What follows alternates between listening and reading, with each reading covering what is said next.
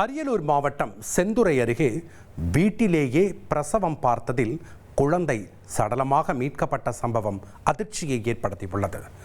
கொள்ளுமூர் கிராமத்தைச் சேர்ந்த மதிவண்ணன் என்பவர் தனது மனைவி திவ்யாவை இரத்தப்போக்குடன் மருத்துவமனைக்கு அழைத்துச் சென்றுள்ளார்.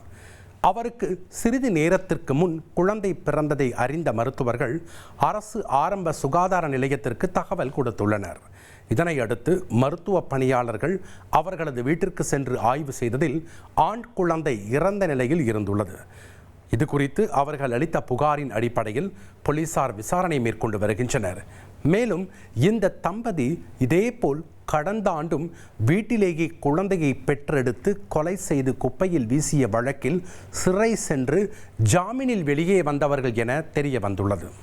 1,27,00,000 மனங்களை வென்ற தந்தி டிவி யூடியூப் சேனல். தவிர்க்க முடியாத தம்ப்நெயில்ஸ், கலக்கலான கான்டென்ட்ஸ். நீங்களும் இந்த குடும்பத்தில் இணைய இப்பவே சப்ஸ்கிரைப் பண்ணுங்க.